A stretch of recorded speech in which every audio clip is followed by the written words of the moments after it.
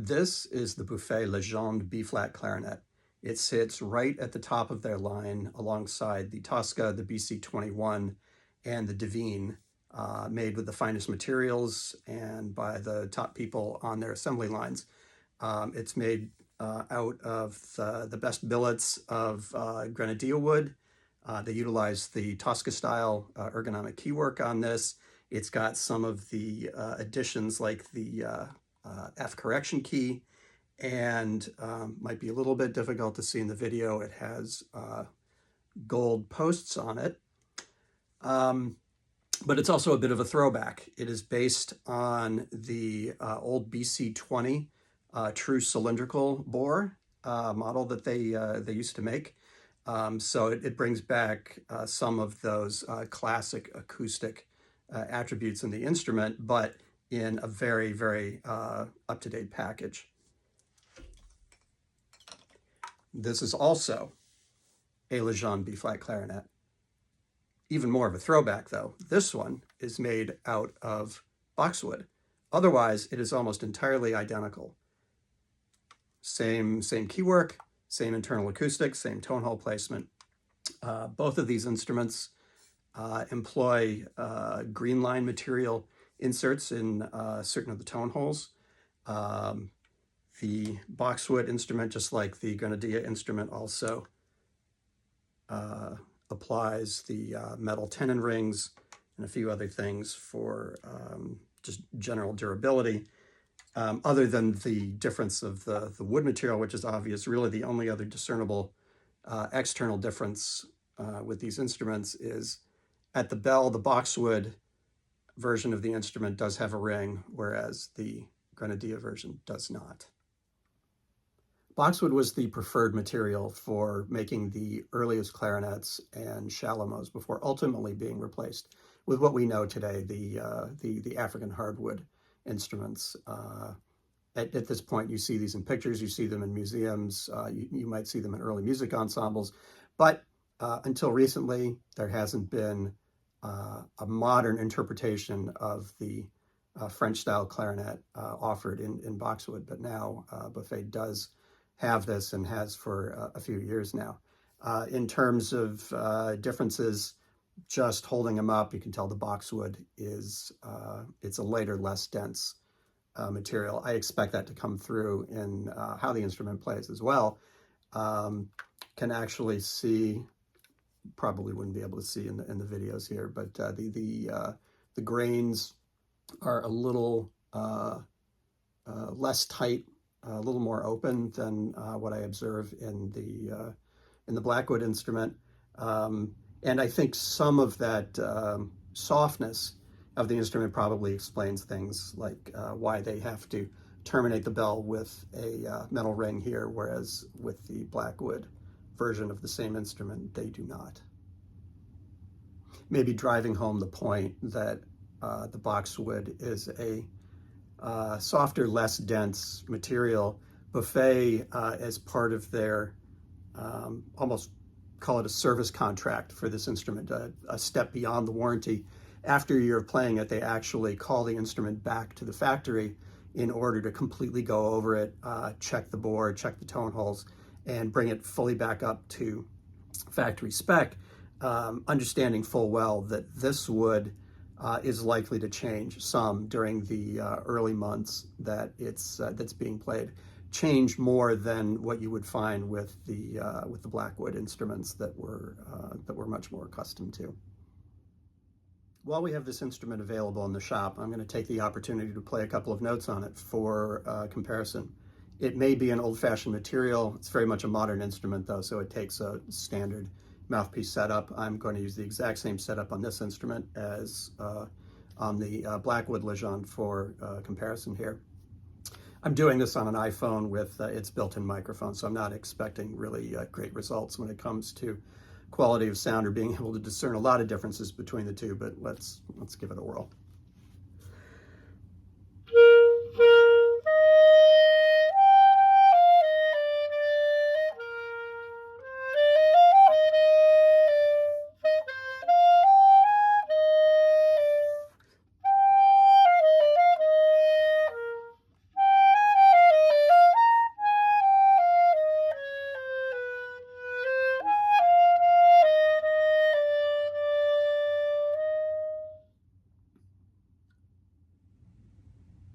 And voila, changed color.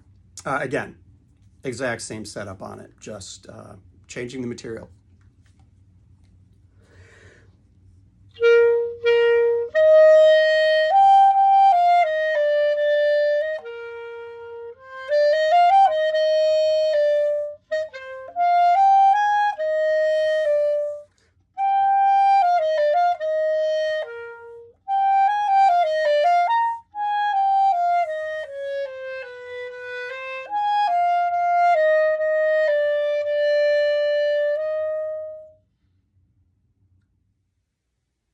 Okay, dry read in a dead room, but it was still a pretty instructive comparison here. So didn't meet my expectations, to be perfectly honest.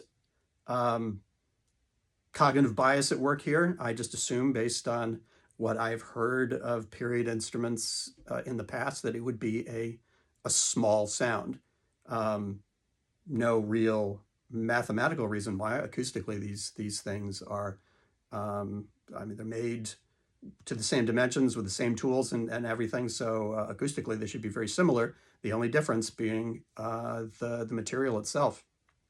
But I was expecting a small sound, but got anything but. I thought the sound was rich. It was room filling. I thought it had more projection than I was honestly expecting for the later material. When compared to the Blackwood instrument, I would say this one had more complexity. Maybe, no, not maybe. It had more carry as well. I think if I were trying to fill a concert hall and be in a position where I have to compete with a full symphony orchestra, no question, it's going to be this instrument over this instrument. But in a chamber ensemble playing certainly period appropriate music, this instrument, it was very rich and really had interesting colors to it. Maybe another word I would describe the difference with is density. And I think that actually kind of fits with the comparison of the actual wood material as well. I thought that the sound from the Blackwood instrument had more density to it. Not necessarily a lot more color per se, but less dense, lighter, maybe a little bit more flexible too.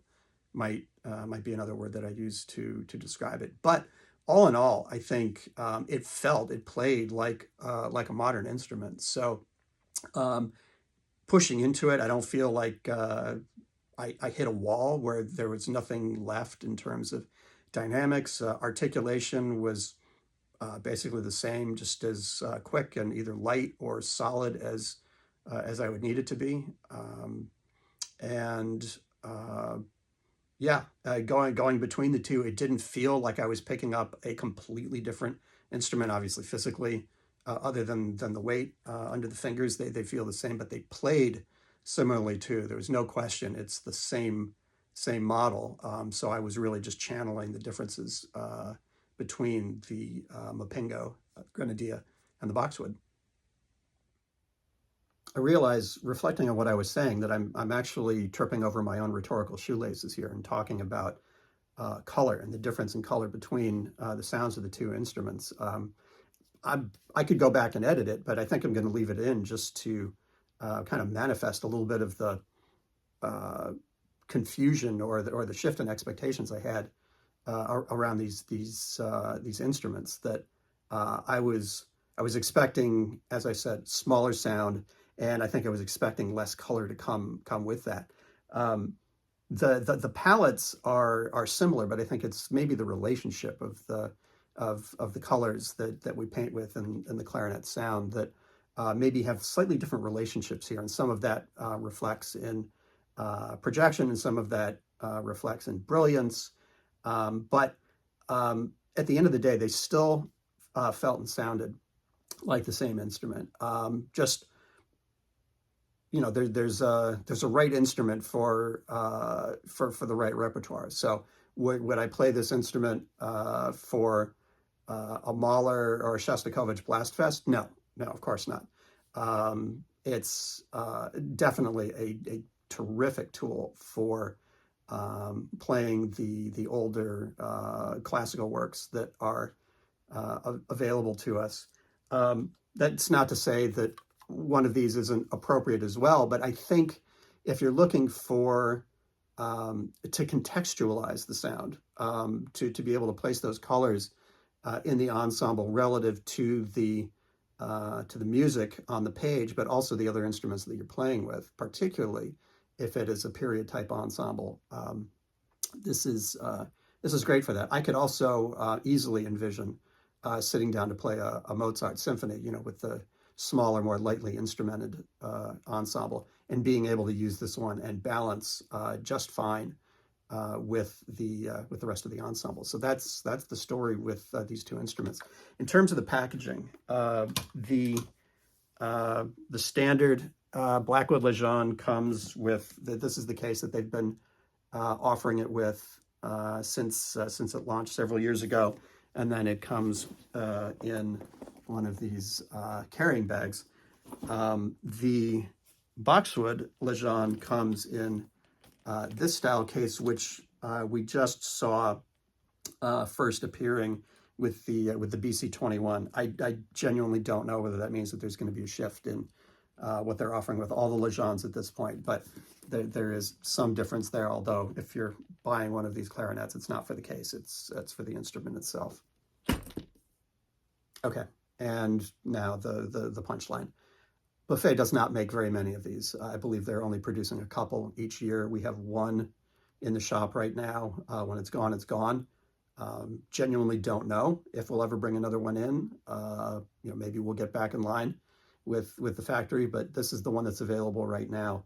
If you'd like to experience it, we would definitely welcome you to come in to the studio and try it on its own, or try it side by side with its brother by another mother, I guess we could call it, or also to compare it against the tradition, to kind of get a sense of the full spread of options that are available with their legacy true cylindrical BC20 style bore.